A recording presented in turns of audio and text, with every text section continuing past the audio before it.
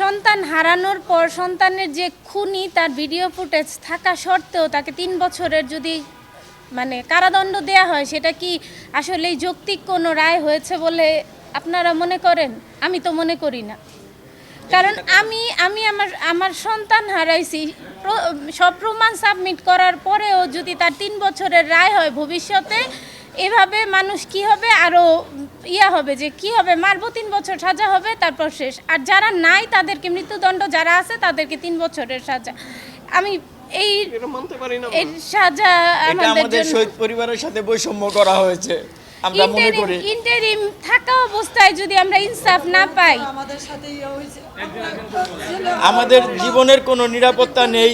আমি ব্যক্তিগতভাবে অনেক হয়রানি, অনেক হুমকির শিকার হয়েছি। আমাদের জীবনের সেফটি কি, যে জায়গায় প্রকাশে সারা বাংলাদেশের মানুষ দেখা সত্ত্বেও একজন খুনিকে সাধারণ 3 বছর সাজা, আইনি অনুযায়ী 9 মাস। তো এখন আপনারাই বলেন যে এটা কি কোনো সাজা হলো? আমরা এর তীব্র নিন্দা জানাই, ঘৃণা ভরে প্রত্যাখ্যান করতেছি। আমরা এই রায়কে আমরা ঘৃণা ভরে প্রত্যাখ্যান করতেছি। আমার পরিচয় আমি আনাসের নানা।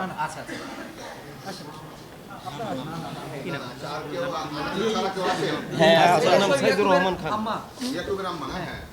আমরা ছেলে হারানো মা। আমার নাম রহিম আক্তার। আমার ছেলে আন্দোলনে গিয়েছিলেন, এর আগে চাকরি করতো নিউ মার্কেটে। হ্যাঁ হ্যাঁ, পার্সেলের ইয়া করতো। হ্যাঁ, রহিম আক্তার। এটা তো হইলো না বাবা। আমাদের মেয়ে আছে, মেয়ে জামাই আছে, এদের নিরাপদ আমাদের জান। এই যে শহীদ ভাই লাশটা নিয়ে গেছে, সেরও পরিবার, রাস্তার উপরে বাড়ি, সেরও একটা নিরাপদ। 3 বছর পরে এরা বাইরে যাব, সাহস বাইরে গেছে।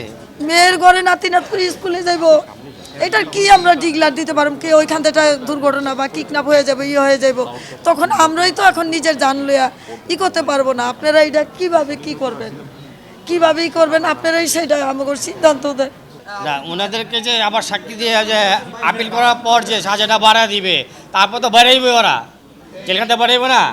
ওরা যদি আমাদেরকে রাস্তাঘাটে যেখানে যেমন হাতিরে মারছে, কেউ ধরতে পারে নাই, মারছে না, এরকম আমাদের মারতে তো 6-9 ব্যাপার ওদের জন্য। এই যে কাজে যায়, ওদের কলেজে বড় হয়ে গেছে, পরের সন্তান কাজে যায়।